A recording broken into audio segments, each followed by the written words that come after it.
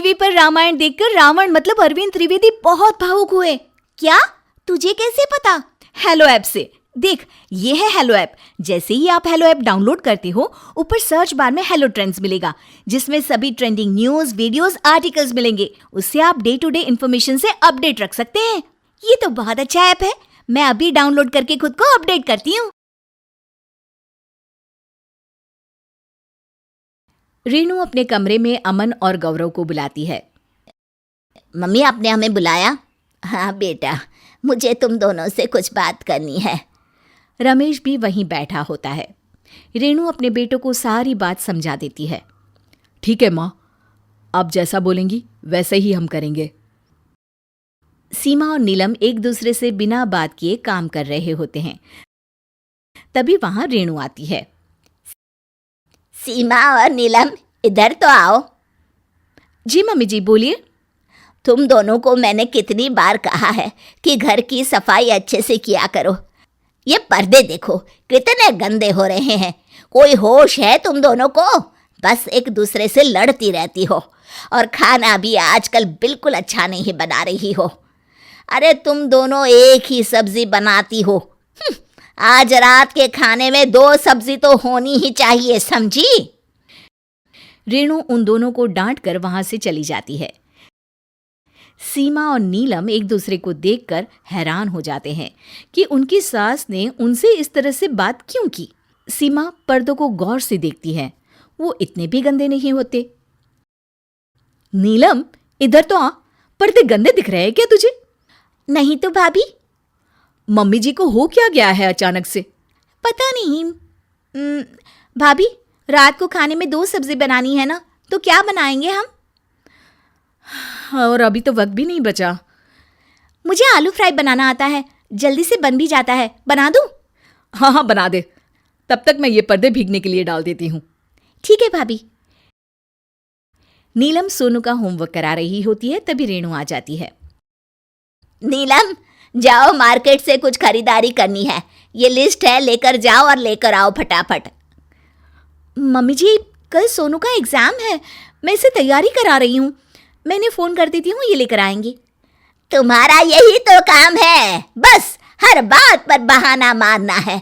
सोनू का हम अगले महीने से ट्यूशन लगा देंगे, समझी? नहीं, मुझे चाची से ही पढ़ना है। चुप कर तू सोनू। सीमा ये सब देख रही होती है।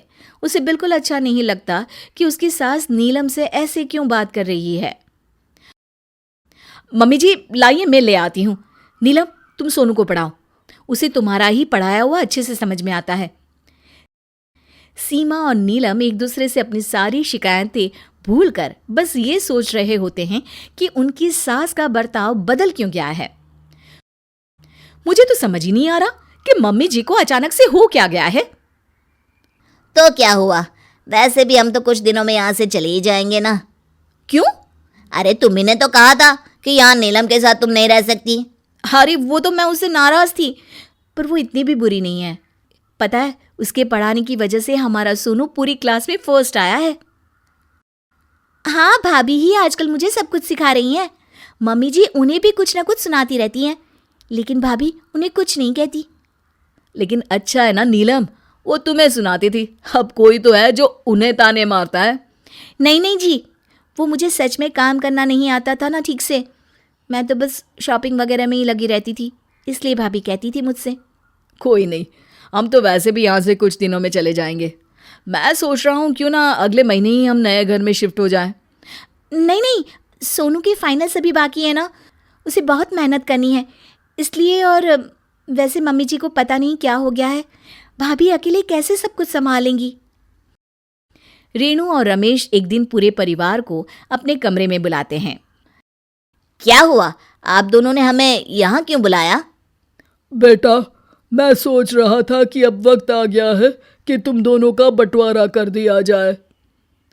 गौरव और अमन खुश हो जाते हैं, पर सीमा और नीलम एक दूसरे को देखते हैं और उन्हें ये सुनकर बिल्कुल अच्छा नहीं लगता। सच कह रहे हैं पापा, सही फैसला लिया है आपने। मैं भी काफ़ी दिनों से आपसे यही बात करने की सोच रहा था। पिताजी, सच कहूँ तो हम लोग ये घर से भी जाना चाहते हैं।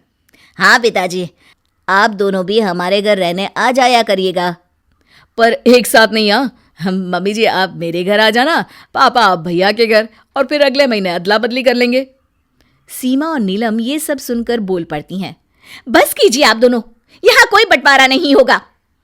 हाँ भाभी सही कह रही हैं, हम सब साथ मिलकर रहेंगे।